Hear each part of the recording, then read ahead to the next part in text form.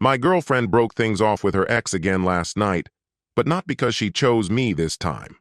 No, this time it ended because he finally got fed up with the lies about us while footing the bill for her luxury dinners. Let me backtrack to how all of this unraveled starting on Monday. I'm a 30-year-old guy working in logistics, pulling in about $9,000 a year. I've been dating Ashley, who's 27 and works at a marketing firm, for roughly 6 months. She's always talking about client engagement and industry connections. One of those connections, her ex-boyfriend, Kevin. Kevin and Ashley were together for 3 years before I came into the picture. They broke up 8 months ago, but kept in close contact, something she explained as necessary since they operated in overlapping industries and shared professional circles. At first, I was okay with it. I believe adults can maintain civil, even professional relationships with former partners, as long as there are clear boundaries. Ashley, though? Her definition of boundaries was basically non-existent. Kevin would constantly message her. They'd have long phone calls dissecting industry trends and project ideas. He'd invite her to marketing events, and they'd spend entire nights together at these work functions while I stayed behind. Every time I voiced concern, Ashley would launch into a rehearsed speech about trust and professionalism. If you have a problem with me having male colleagues, maybe you're not secure enough for a real relationship. It was classic deflection, and for a while it worked. I wanted to be the kind of partner who trusted, who didn't make a fuss. Then came Monday night. Ashley casually mentioned that she had dinner plans with Kevin on Wednesday. Apparently he wanted to try that trendy new restaurant downtown, supposedly great food, and conveniently located between their offices. Sounded suspiciously well coordinated. "What time should I be ready?" I asked. "You're not," she replied. "It's just Kevin and me. We're talking about a potential partnership between our companies." That was the first red flag. No one needs candlelight and cocktails to discuss a business venture. "Ashley, I'm really not okay with you having one-on-one dinners with your ex," I said. "They're not dinners. They're meetings. Kevin has connections that could be important for my career. And this meeting has to take place at a romantic restaurant on a weeknight? It's just food, Mike. Stop being so controlling." There it was, the classic shutdown phrase. Say controlling, and suddenly any reasonable boundary becomes an attack on her autonomy. "I'm not trying to control you," I said calmly. "I just don't think it's appropriate for someone in a committed relationship to be having intimate dinners with an ex." "Well, I'm going. I won't let your insecurity ruin my professional life." That was it for me. If Ashley was that determined to go, I wasn't going to stop her. But I also wasn't going to sit around like a doormat while she played games. Tuesday afternoon, I reached out to Rachel, a woman I'd briefly dated before Ashley and I became exclusive. We'd stayed in occasional contact, trading messages here and there about work or shared interests. "Hey, Rachel, I know it's short notice, but would you be up for dinner tomorrow evening? There's a place downtown I've been meaning to check out." "Sure," she said. "Just dinner, or are we calling it a date?" "Let's just call it dinner and see how it goes." "Fair enough. Text me the details." Rachel works in finance, drives a high-end car, always looks sharp. Basically the type of woman who would make an impression if she just so happened to bump into Ashley. Wednesday morning, Ashley spent extra time getting ready for what she insisted was a business dinner. She wore a tailored blazer over a revealing blouse, doused herself in her most expensive perfume, and spent over an hour perfecting her makeup and hair. "Have fun at your work dinner," I said as she stepped out. "It's not just a dinner, it's a networking opportunity." "Right," I nodded. "Romantic restaurants and career growth makes total sense." "Mike, don't start this again." "I'm not. Have a successful meeting." She left around 6:30. I picked Rachel up at 7. "So, what's the real reason we're doing this?" she asked as we headed downtown. "Because this doesn't really feel like you just wanted to try a new restaurant." "My girlfriend's out with her ex tonight. She says it's for work. I figured I'd do a little networking myself." Rachel smirked. I can live with that, as long as the food's good. I respected Rachel's no-nonsense approach. The restaurant turned out to be much busier than I anticipated for a Wednesday evening. The crowd leaned professional, button-ups, blazers, the kind of setting that could easily double as a business dinner spot.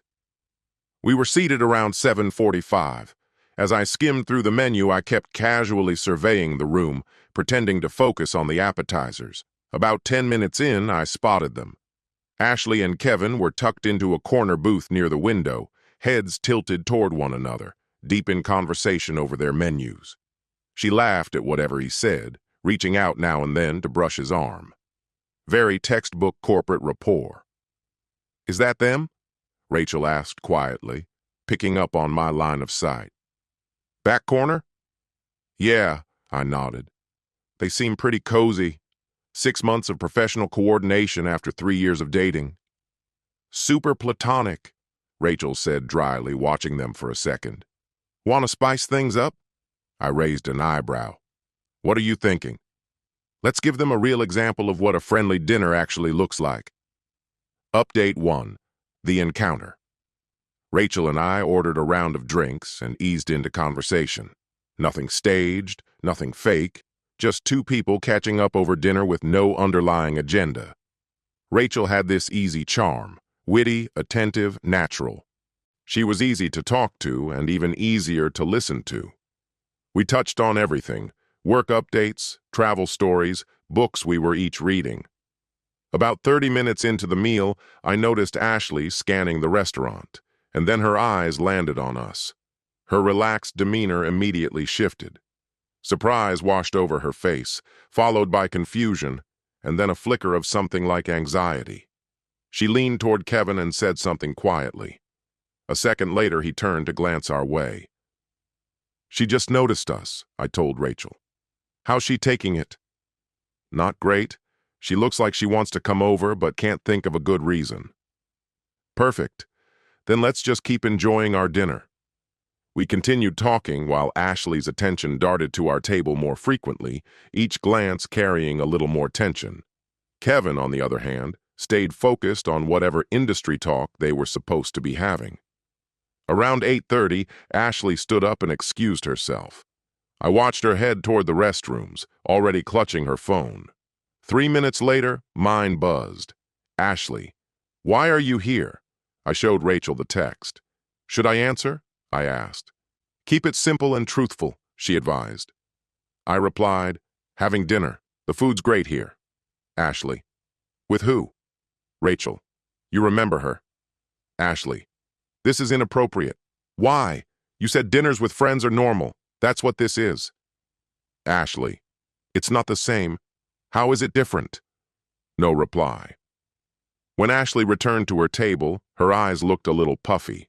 She sat down beside Kevin, but her focus wasn't there anymore. She kept glancing our way.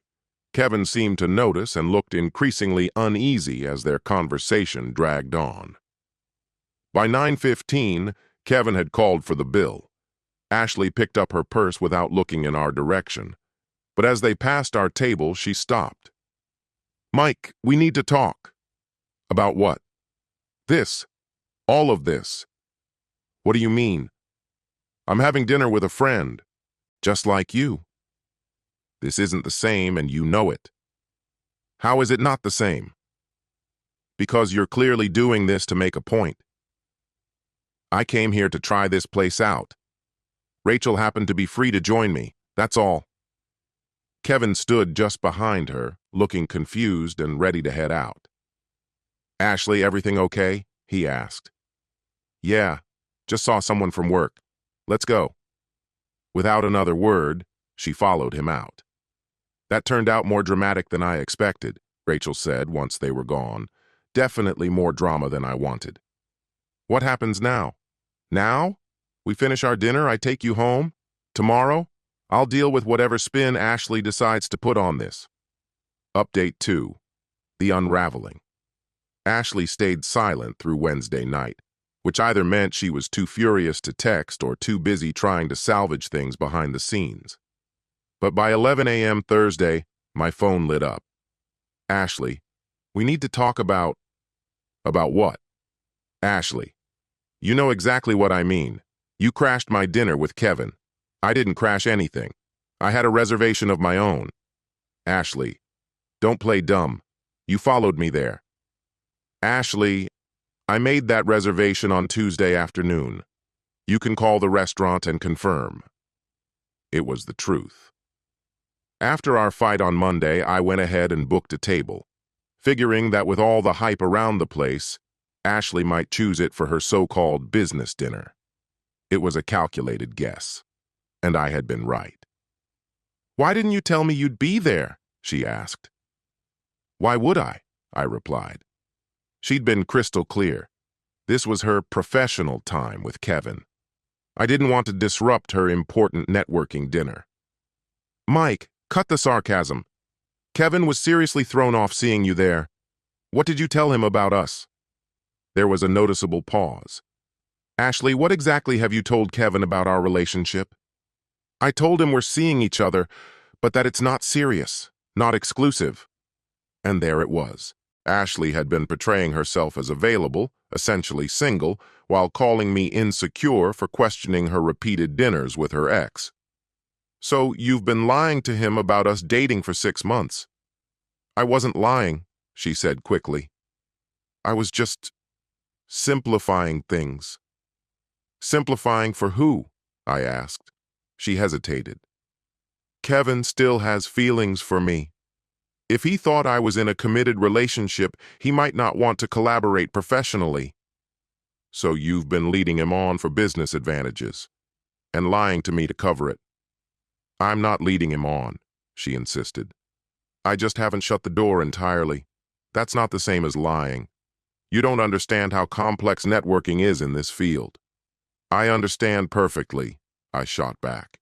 "You're exploiting his feelings for professional gain and gaslighting me in the process. That's not fair.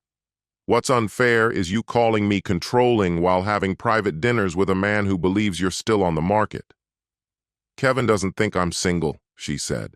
"He just thinks we're not at that stage yet." "After 6 months? What's he expecting? A wedding invite?" She didn't answer. "This is completely messed up," I said. "You've been playing both sides." "I admit I didn't handle the communication well," she muttered, "but seeing you with Rachel really hurt me." "Good," I replied. "Then you know how I felt watching you cozy up to Kevin over steak and cocktails." "I wasn't cozying up. I was just being friendly." "Friendly?" Your hand was on his arm. You were leaning in, smiling like you were still together. That wasn't friendliness. That was calculated ambiguity. "What do you want me to do now?" "Nothing," I said. "We're done." "Mike, don't. Please, I can fix this." "There's nothing to fix," I told her. "The last 6 months told me everything I needed to know. I'll be honest with Kevin. I'll tell him the truth about us." "Too late. You had your chance. Instead, you lied to both of us and blamed me for not being secure enough to accept it." I ended the call and blocked her number. Final update. 6 weeks later. Everything unfolded exactly as expected.